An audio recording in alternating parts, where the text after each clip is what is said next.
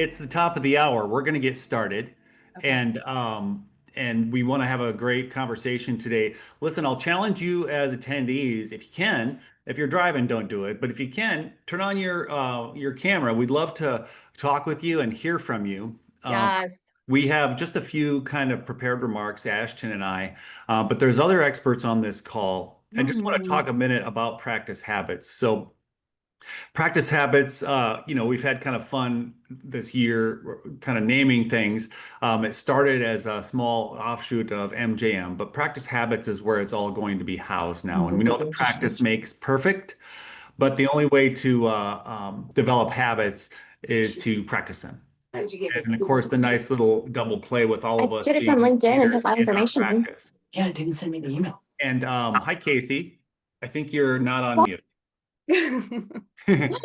And but so we created this clearinghouse as a place where leaders like you can come together and talk about how to implement all this great technology that industry is coming up with and the patients need. But yet, when our doctors, sometimes come back from their meetings, and I know there's doctors who are going to join this call, it can be troubling when everybody comes back and they're like, "We're doing this," and the question is like, "How do we do this?" And so we wanted to have a clearinghouse where we can talk weekly about the implementation of new technologies. How are people doing it? And to get some success out there in your practices and also to help more patients. So that's why we're here.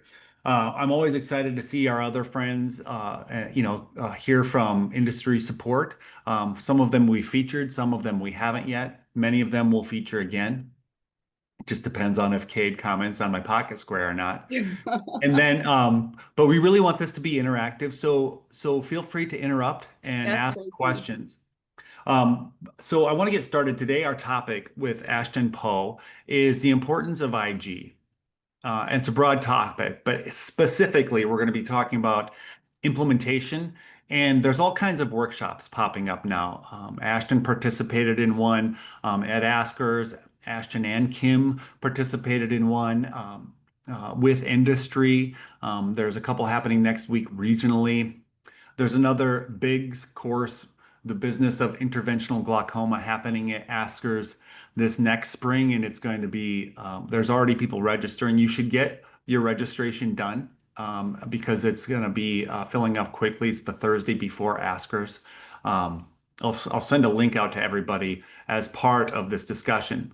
But really, we want to learn today what Ashton and I'll call on you, Kim, as well, Okay. have learned about the implementation side of IG. And before I do, I just want everybody to know a little bit more about my friend Ashton. I'm letting people in. Sorry for the ums. I'm letting people in as we're talking. But Ashton and I met each other a little over a year ago, a little less than a year ago. And it was as she was implementing IG with her doctor partners. And I see Dr. Spearman on the call. He is. Thanks for joining. And and it really took this idea about interventional glaucoma, and she has kind of spearheaded with a lot of support how to create an IG consult. That workflow is different than typical, a regular patient exam, how to get the team engaged and how to get, area optometry engaged, and really is helping revolutionize the way care is delivered there. And I think that it's as quickly as that happens, we want to share it with other people so we can help more patients. And so Ashton, I just wanted to give you that little bit of an introduction. Everybody So knows me. I kind. used Thank I used you. to I used to run Vance Thompson Vision and did that for 20 years before they finally learned of my incompetence. And then but in all joking aside, that really loved and passionate about the operational side of our work, but also wanted to do more to help other practices across the country. And so it's sections like this, programs like this that we have created to do just that. So, Ashton, welcome. Care to defend Thank you yourself so at all? much. No, I appreciate the kind words. I think what you said about the moment you figure things out, wanting to share them with the rest of the ophthalmology community. I mean, yes, 100%. That hits so home. Yeah, that's great. So let's just get started. We're going to talk for back and forth for, 15, maybe 20 minutes, and then we're going to open it up formally for questions. But if you've got questions along the way, please interrupt us. Dive in. This is created to be helpful for all of you. So we're first going to talk about IG in the first place. And Ashton, I'm going to let you put it in your words. How did you stumble across interventional glaucoma? Why is it so important for you and Dr. Spearman to, be a part of this? Oh, 100%. This is my favorite question. My facility administrator, Sarah Proud's on here too, so I may call on her a little bit whenever we get into this. But we, as a company, as a clinic, we are an ISAP Partners practice. We just genuinely love patient care. It is at the core of everything that we do. So I took the practice administrator job in December of last year. And before that, I was in clinic. I was Dr. Spearman's scribe for 5 years. And glaucoma was one of those things that I just watched my doctors spin their wheels over and over and over again. And it was something that is not as sexy as premium IOLs, and it's not as exciting as all of the cool new fun dry eye stuff that you can charge out of pocket for. But the moment I heard about interventional glaucoma was the moment that Dr. Spearman and I chatted and we're like, okay, this is something we can build a practice around. So I was a month into my practice administrator journey, and I keep saying that it's just kind of where the stars align for us because it's good for your practice, it's good for our patients, it's great for my doctors, it's great for my staff. There's not really there's not really a lose-lose situation here. Everything we do with interventional glaucoma, we wholeheartedly believe in, and that is something that I believe that's where our success is. We've built a practice around really, truly trying to just do the best we can for patients. Well, that's a really good way to talk about it. And what I think is a culmination of things coming together is there's this confluence of market trends, um, Yes. baby boomers, new technology, reimbursement, all these things are kind of coming together at once to really provide some good options. So maybe I'll set the table before we go further. Everybody knows glaucoma is a sight-stealing disease. Nobody knows that they have it. It sneaks up on people. And we know that drops, while chemically, compounded, they're impressive. What data would show, and this has been published in a few different areas, is that people who use them don't really consider themselves to be under doctor management and still treat them almost like it's optional. They might not refill them. They might not fill them in the first place because of the cost. They might have some adverse events that affect their cornea, maybe some sunken eyelids, and on and on and on, where by a year later, many of them are either lost to follow-up because they think they're still shopping doctors, or they're just non-compliant. So much so that guys like me, the scientists can't say this, but guys like me who are in marketing and administration can say things like, we think that drops actually might be causal in blindness, based on glaucoma, because people believe they're helping themselves when if they miss one time in a month, it's losing its therapeutic viability. Now, that's a big statement, right? And here we have all these great technology. There was MIGS. There's now, procedural pharmaceuticals. Laser treatments have become more prevalent, more readily available. We can do them as first line treatments instead of having to fail a therapy first. And so all these things are happening where insurance is kind of catching up with it. They're seeing what's coming, this wave of people who are going to be dependent on others because of not being able to see. And technology now can help stave that off, and it's now more readily accessible.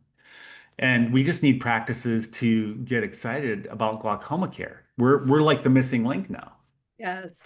And so it's exciting to hear that not long into your practice, Ashton, that you kind of saw this, and with Dr. Spearman's kind of influence and having taken the oath as a provider, that this is the important thing for us to do.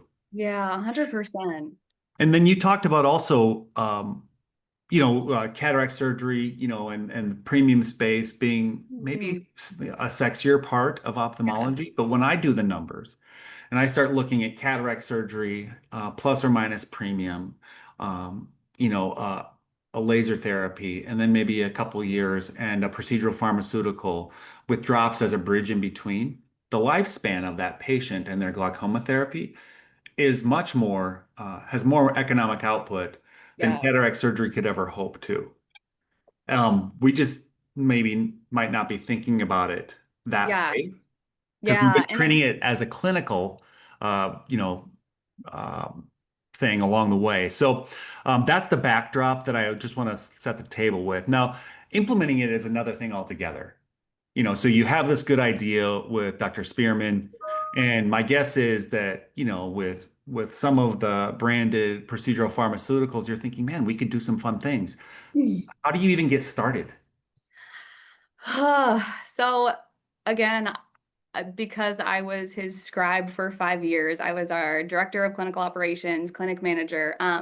I knew all of my doctors just kind of spun their wheels in any kind of procedural glaucoma conversation. Again, it's where their heart was, it's what they wanted to do. Everything bright and shiny. Dr. Spearman would come to me and be like, oh my gosh, I'm going to do this new thing. And we knew that, again, at this point in our practice, we just needed to build a process around it.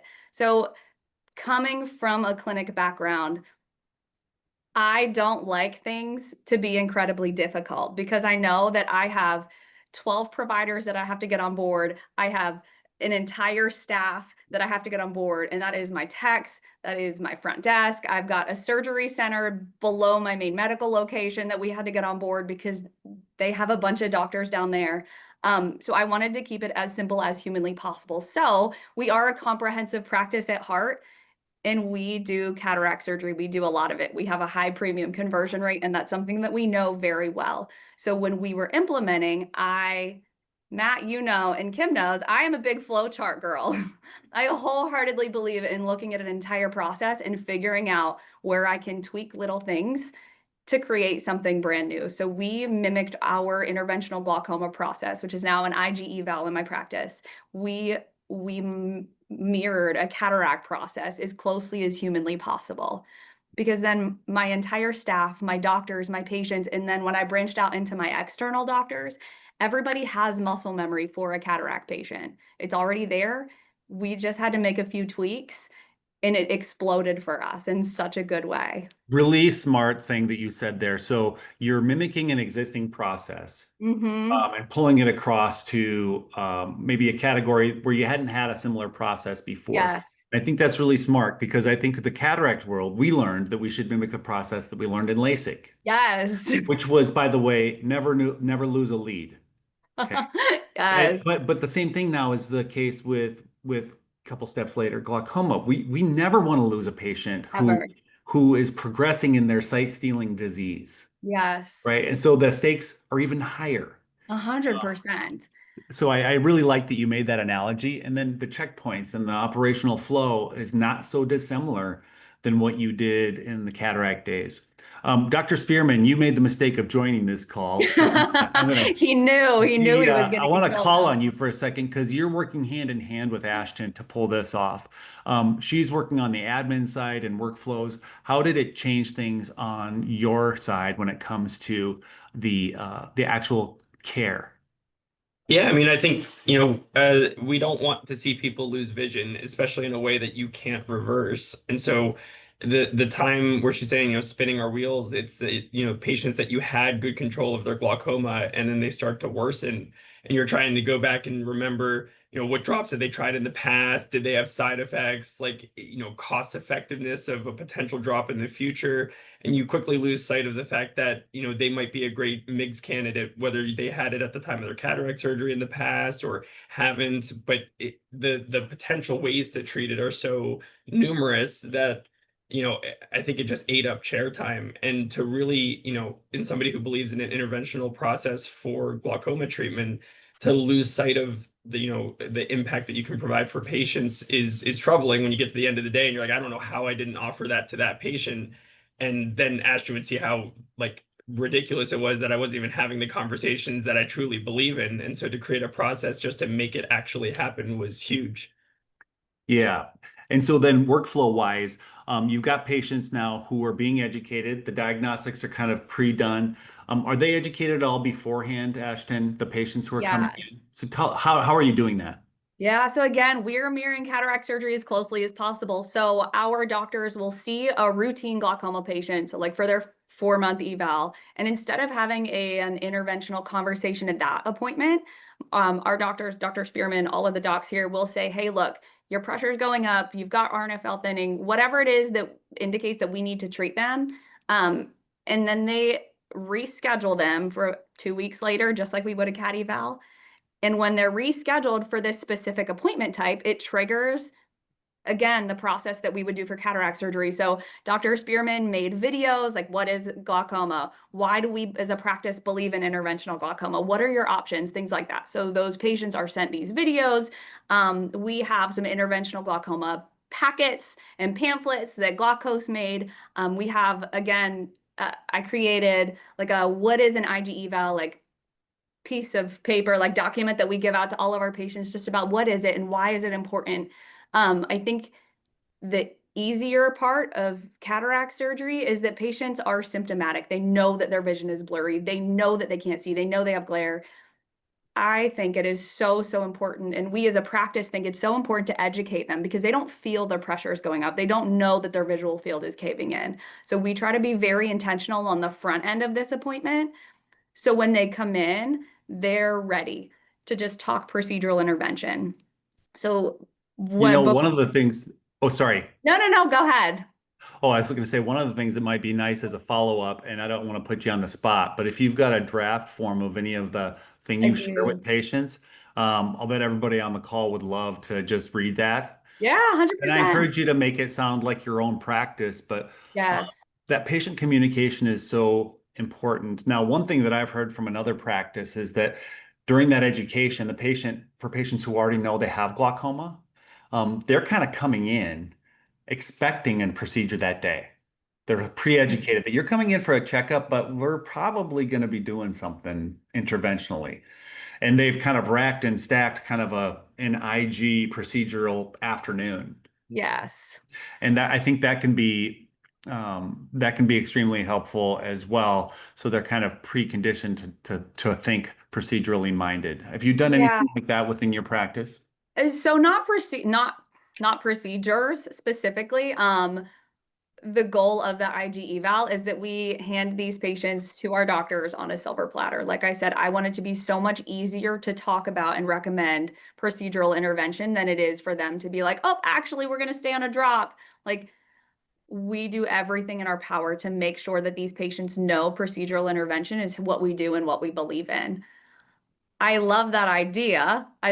So we've talked a lot about like having whole like interventional glaucoma days in clinic and having, like I said, my facility administrators on here. The goal is to work up to a whole IG day in our surgery center, things like that. So that is in the works, but it hasn't happened yet. Well, and all that, I know that you spent some time earlier today and have spent time in the past with the vendor relationship you have that helps with your database management. Because the nice thing about Absolutely. this is a lot of these, I mean, you don't have to go out and buy a billboard. Can, but I mean, a lot of these patients are already in your practice. You've already Yeah. done cataract surgery. You already know they're Yes. going to drop. It's just letting them know that their life can be better. And so you've worked with the company that rhymes with Schmevium but starts with a BR. Tell me what they've, hi Creed. Tell us tell us how they've helped with some of that finding of patients piece. Yeah. Oh my goodness. No. The Brevium crew. Goodness, if I couldn't reach out to them, if I don't talk to them every week, it's a slow week for me. They've been so, so good to us. So they have an entire slew of reports that range from how many glaucoma procedure patients do you have in your practice to, hey, these patients are missing their visual fields or their testing. Like they have so many things that made such manual processes so much easier. So I used to, or my office manager used to, go through our patients that were scheduled the next day, every single day. So, like tonight, after my entire full day of work today, I would sit and go through tomorrow's patients and we would manually look at this is a glaucoma patient. They haven't had a procedure in a while, or they have had a procedure. I don't need to do anything with them. And we would pick out specific patients and put questionnaires in their sheets for tomorrow. So all of our glaucoma patients get specific questionnaires just to kind of get the IG ball rolling when they get into our office. It took hours, like 4 to 5 hours a night with, like I said, me and one other person in my practice, just trying to find these candidates. So when my techs come in the next day, it's just one less thing that they or my doctors have to do. The Brevium team, I, I was just saying to Kim at the beginning of this call, I feel like I just have to say, "Hey Creed, wouldn't it be cool if blah blah blah?" And then I say a lot of cool things, and he's like, "Yeah, I think we can actually make that happen." So Fun, fun. The report well, the specifically has been life-changing for us. I think finding the patient, first of all, who has Yes, the ailment, right? But then also cross tabbing that with, okay, what are their payer? What payer do they have right yes, now? Because you don't want to walk in the room and mention yes, something and get them excited about it when we know their insurance won't cover it yet. yes, And so, or cover a, we never say cover it, but we'll cover a portion of the care. yes, 100%. And so I think that having some kind of resource like that is really helpful. And I know they're working on ways to make that even more streamlined for their clients. But I do want to kind of ask one more question because you've Yeah. talked about the workflow internally. Mhm. This will be my last question before we kind of formally open it up to everybody. But you also work with doctors in the area. And so how have you taken this structure then and communicated it to folks who are also managing glaucoma outside your center? Yes. So tonight actually we have an external OD dinner, so our scope kind of broadens there.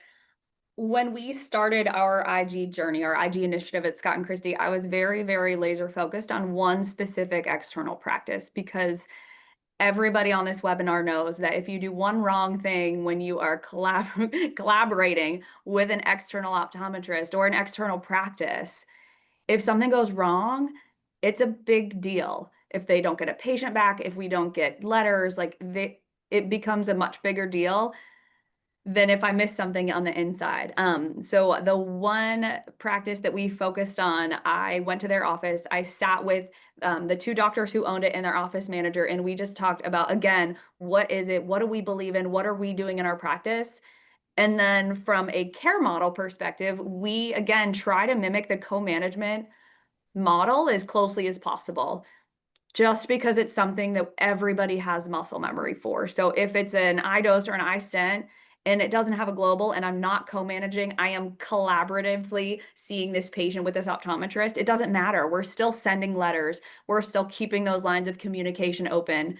I don't want that to shut off just because you don't have to. Like it's again, it's a muscle memory that I think is just so, so important to the community and to the industry of ophthalmology and optometry across the board. Well, and we know that if there, it's such a no-brainer, but it's worth saying there are so many more glaucoma patients out there than we can ever get to. Oh, We're 100%. going to have to figure out an integrated model as an industry, Yes. if not by practice. And so Yes. communicating with optometry that, listen, we're not here to steal your patients, but we can do these procedures Yes. and then get them back to you for their ongoing care. We don't want to do their ongoing 100%. care. As a matter of fact, Yes. I as a surgeon would prefer to just stay in the OR. So Yeah. You so see if Dr. you Spearman smirking right now? yeah, exactly. Yes. So the message to ODs is really like, if you see it, send it, and then Yes. we'll get it right back to you. Well, and I think that's the coolest part of IG for us. Honestly, I was excited because it was something I believed in, but the empowerment that goes with a process like this, like my team has been so empowered learning about all of this, and my optometrists now feel empowered because my external optometrists feel like they can refer a patient for a glaucoma procedure and get it back. And we Mhm. have talk tracks in our office. So my doctors, when they introduce themselves to these patients, again, they're scheduled as specific appointment type. So they are an IG eval patient. So they come in as an IG eval, and my doctors say, "Hey, I'm your surgeon. I am going to do a procedure. It is so awesome that your doctor, whoever caught this, referred you in, and I'm going to send you right back." And this is something, again, we talk about in our practice. This is something that we are all going to fight together forever. It is so great that you have a doctor like that in your corner. Like they're going to keep an eye on you. I'm going to take care of you when you need a procedure. But yeah, You it's know, been here's awesome. here's kind of a tip too, just as we're talking about this, and it's a little bit of Please. an aside, but a lot of times when we're working with optometry, when MD ophthalmologists are working with OD optometrists, we use the word co-management. Yes. And that means collaborative care, but it's come to mean, because of the cataract and LASIK world, a sharing and a splitting of payments. And Yes. so it's really important that we delineate that glaucoma management in this way, especially interventional glaucoma, it doesn't mean the sharing or splitting of fees. It's It's a collaborative care. collaborative care. It's meaning like Yes. you do up to, the very tip top of your training, Yes, work up till 100%. there, and then we'll do it the only thing that we can do. But then we'll send them back to you because we want to stay doing what only we can do, and they want. Yes. And so I think in the next couple of years, you're going to see optometrists buying visual field machines more than anything because they're going to want to get into the more advanced diagnostic world more than just Yes. glasses and contacts. Oh, And we're 100%. hopefully going to see surgeons just staying in the OR doing these Where sight-saving we belong. procedures where you belong. Right. Amen. Okay. Ashton, thank you. I know I talked a little bit No, than please, I planned, love it. but team, we put these on for you. What questions do you have from our audience? I know some of you are new to this group, and what can we share with you? I wanted to pop in real quick and just say something came up really recently in that the rest of healthcare is a collaborative management. Like if you're seeing your PCP and need a cardiologist, you don't expect your cardiologist to become your PCP. Same Yes. goes with rheumatology, endocrinology. You're probably seeing their PAs and NPs more than the actual doctor themselves. And that same way can translate to ophthalmology that I'm not taking over the care of the optometrist. They're your primary eye doctor. I'm just here to intervene in a way that I can help. And then they're going to take back over the management that they caught in the first place. That's great. That's a good analogy. And by the way, it's not lost on me that the cardiology was the specialty subspecialty you referred to first because they have interventionalists. Mm-hmm. Yep. I'll Other jump questions? in, Matt. Can you hear me okay? Yeah. Hey guys. Hey Ashton, Dr. Spear. I miss working with you Hi. guys. Kim, you and Dr. Desai, Chris, Creed, a lot of you guys on the call. Good to see you all. This is great. I love this. And one thing that's like I'm by the way, I'm Dan Voorhees with Glaukos, guys. So I, introduce to those of you I don't know.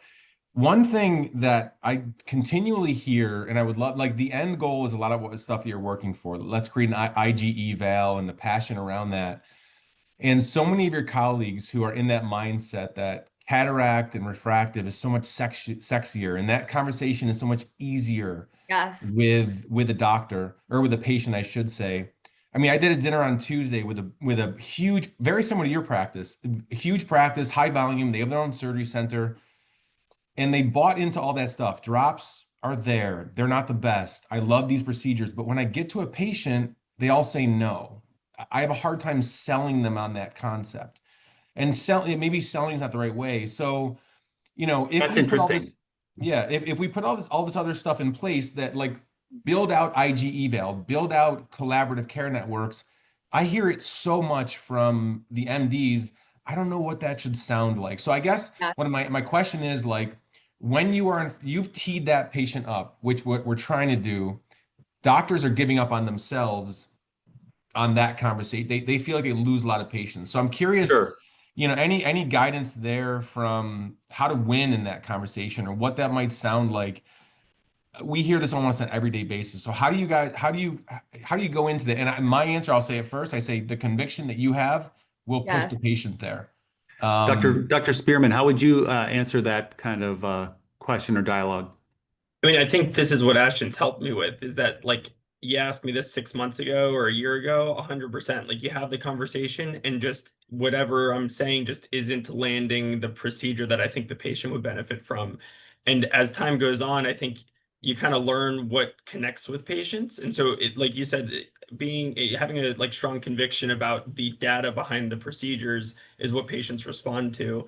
And when you explain that there's a lot of, good evidence, peer-reviewed literature that shows that these interventional procedures are a better way to treat glaucoma and have a better long-term outcome for their glaucoma disease. You just stand behind that. If they don't want to proceed with that visit, they might sit on it for a little bit, but they're listening, and then when they come back for their next visit, it might connect that time. But just kind of delivering a message that you feel strongly about is, I think, what they respond to. When again, I Well, think having a process around it helps so much. It shows the conviction of your office. It shows that this is something that you do. Like as an industry, I feel like we've threatened, at least in our office, and maybe I should have Dr. Spearman put earmuffs for this, but like we've threatened patients. Like if you don't use your drops, you're gonna have to go get a bigger glaucoma surgery for years now. And now we're like, oh, all of a sudden you got to go to the OR. We're going to do this. So like building a process where you can truly educate them and truly let them know what is it and why do we believe that it's best for you as a human? Like every time we lens counsel a patient, we're not telling them, hey, you have to do this, you have to do this. Like we're talking to them about what is this lens? Why is it best for you and your personality and what you're doing and your lifestyle? I Well, think and that's what the you're going to tiny. find, Dan, and what you'll find, Rich, as well, when the OnTrack comes out, commercially, is Yes. that what cataract surgeons have really mastered is talking about how it is a surgery and there are risks, but it's the most commonly performed surgery on planet Earth. It's one of the most successful surgeries on planet Earth, and in my hands, people are very happy with their outcomes. Okay, almost the exact same thing should be said about glaucoma, Yes. except the stakes are higher. It's the number 2 cause of blindness on planet Earth. And while drops are innovative, we find that even the slightest thing makes it not therapeutically viable. And so we're going to start with an intervention to slow or even stop the progression of your disease and then put you on drops. So we know we've at least put a stopgap in. And it is that kind of conviction. The other thing is just, it used to be, and it wasn't very long ago, where we didn't give patients options. Like they're here to see the white coat for a reason. And so just saying, listen, here's what I know about you and your vision. Here's what I know about the disease. My recommendation is X. And then practice being quiet. And Yeah. that's the hardest part. But you're surgeons and you've got an intervention at play here. So I think that that's a really good question, Dan, and one that it will hopefully work itself out. By the way, I think one of the things that will help doctors is things that groups like mine, and I know Ben Seals, who's on the call, has worked on it. Doctor talk tracks. If you're not doing a ton of surgeries or you haven't done a lot of this before, here's a few different ways you might say it to the patient. These aren't the things you learn in med school or your fellowship. You learn how to do the surgery part, but not how to talk to the patient's part. Good question, though, Dan. Another Mhm. thing with that is that it's one thing for cataract surgery where a patient has symptoms that drive them to want a procedure, but if we're catching glaucoma appropriately, they're asymptomatic.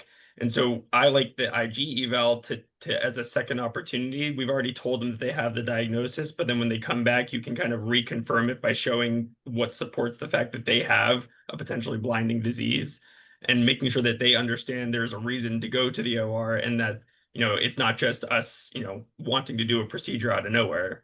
Mhm. You're all going to love this.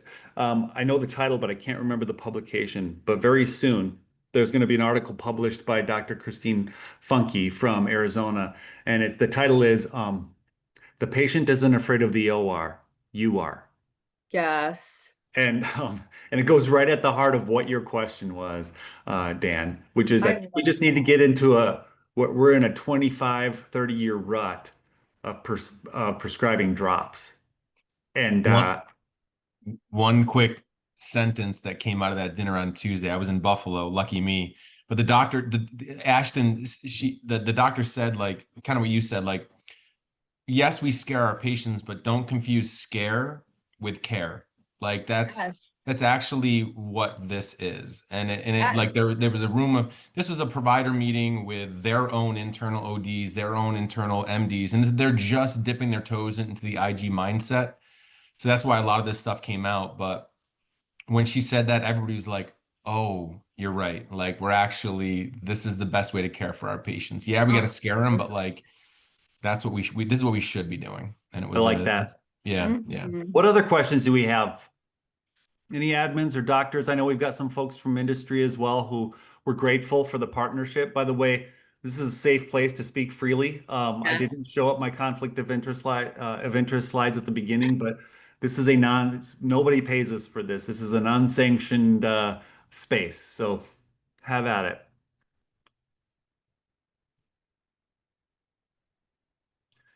I'll throw out just a quick compliment to Ashton. So Ashton and I don't know, can't recall when we first met, but the conversation we had, where I've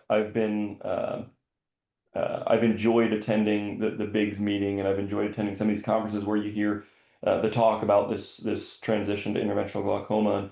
And what you and Dr. Spearman, what you've done and really kind of made that actual, made the shift. You hear a lot of groups that we speak to on a weekly basis that are trying to make that shift, but still, we see a large percentage of patients that we talk to are highly interested in interventional approaches, and yet they haven't seen that pull through. And I think the one big takeaway that I heard from you on our last discussion, and you touched it here, is trying to mirror that process for the cataract eval, right? Taking that patient and not just saying, I'm really glad you're interested in an interventional approach. You'll come back in 6 months and then you'll meet the surgeon. Yes. That patient's interested, and for you all to take that and say, no, we're going to prioritize that and get you care that's actually going to help slow the progression of your disease. I think that's the big difference, and it's hard to do, right? You're changing the way your practice operates, but you've seen the results. So, Chris, that's a really good point. Thank Remember you. when we used to say things, and some practices still do, hey, you have cataracts. We're going to wait for them to get ripe. Yes. What in the world is that? It's impeding their vision, right? And I mean, one, it can be a danger to them at nighttime driving and things like that. Well, the same thing here. We know you've got glaucoma. We're going to wait for it to progress. Like, what are we talking Yes. about? We're gonna wait for more vision loss. Preposterous. Listen, we won't get to the bottom of this barrel in this call, but we're going to continue to have conversations like this. We like to do this portion of our talk related to IG at least a couple of times a month, with sprinkling in some other things. We've done the implementation of premium IOLs. We've talked about team culture. This next week, we're going to be talking to one of my friends, Mark Scharnberg, who's the CFO of Vance Thompson Vision in Sioux Falls, South Dakota. He's one of the 10 people they hired to replace me. Just kidding. No, but it's true. He's a very good friend, and a really, really smart cookie. And he's going to talk about how to finish your year strong. I mean, don't look now, but many practices already have their surgery centers full for the year. And so if Mhm. you don't, why? And if you do, we should be worried about, like, how do we create more capacity for ourselves? These are both are not good. And so I just want to figure out how to maximize things for our doctor friends. He's going to talk to us about efficiency, but also good metrics for IG, for other profitability, and making good decisions for the practice. So tune in. If you're not interested in that topic, but somebody on your team is, please share the links. Practice Habits is early in its life. And Ashton, thanks. Thank Dr. you so Spearman, much. thanks.